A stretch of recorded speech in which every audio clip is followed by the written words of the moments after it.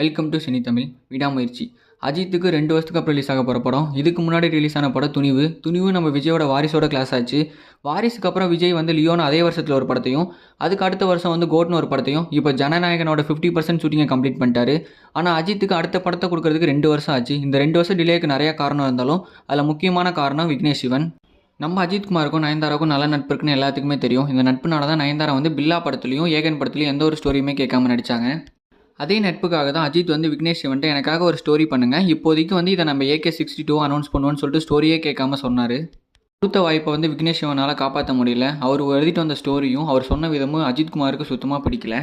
So அதுக்கப்புறம் நம்ம லைக்காவும் அஜித்குமாரும் AK62க்காக ஒரு நல்ல டேரக்டரை தழுவிட்டு இருந்தாங்க. அந்த டைமில் தான் மகிழ் திருமேனி வந்தார். மகிழ் திருமேனி சொன்ன ஸ்டோரி வந்து அஜித்துக்கும் லைக்காவுக்கும் ரொம்ப பிடிச்சி போச்சு. ஆனால் அதுதான் விடாமுயற்சியான்னு கேட்டால் கிடையாது. ஏன்னா அவர் சொன்ன ஸ்டோரியை வந்து ஸ்க்ரீன் பிளேவோட பில்டப் பண்ணுறதுக்கு 6 மந்த் டைம் கேட்டார். விக்னேஷ் சிவன் ஏற்கனவே டிலே பண்ணிட்டனால இவங்க உடனே பண்ண வேண்டிய சுச்சுவேஷன் வந்துட்டாங்க. அதனால நம்ம வந்து பிரேக் டவுன் படத்தோட ரீமேக் இப்போ பண்ணுவோம், அதுக்காக ஸ்க்ரீன் பிளே எழுதிட்டு ஒரு 1 மந்தில் வாங்கன்னு சொல்லிட்டு கொடுத்துருக்காங்க. ஸோ இது ஏற்கனவே ரீமேக் படங்கிறனால பெருசாக வந்து ஸ்க்ரீன் பிளே எழுதணும்னு அவசியம் இல்லை. ஏற்கனவே ஸ்க்ரீன் பிளே அந்த படத்தில் இருக்குது. அதை வந்து தமிழ்நாட்டுக்கு ஏற்ற மாதிரி மாற்றினா மட்டும் போதும். அந்த ஒர்க்கை பக்காவாக பண்ணிட்டு வந்து மகிழ் திருமேனிங்க எல்லா டீமும் சேர்ந்து அறிவித்த படம் தான் விடாமுயற்சி.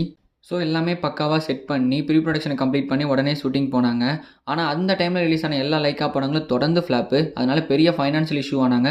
அதனால் ஷூட்டிங்கை கொஞ்ச நாள் தள்ளி போட்டாங்க. இடையில நம்ம ஏகேவோட ஆக்சிடென்ட்டு, அசர்பைஜானோட கிளைமேட் இஷ்யூ, இதனால் இன்னும் இந்த படம் கொஞ்ச நாள் தள்ளி போச்சு.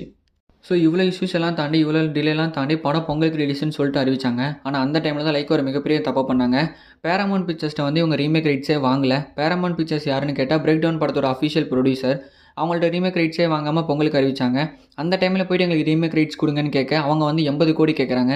80 கோடி வந்து கிட்டத்தட்ட விடாமுயற்சியோட பாதி ப்ரொடக்ஷன். ஸோ அதுக்கப்புறம் பொங்கல் ரிலீஸை கேன்சல் பண்ணிட்டு பல வகையான பேச்சுவார்த்தைக்கு அப்புறம் பேரமௌண்ட் பிக்சர்ஸை ஒன் ஆஃப் த ப்ரொடியூசராக ஆட் பண்ணதுக்கப்புறம் மூவி இன்றைக்கி ரிலீஸ் ஆயிருக்கு.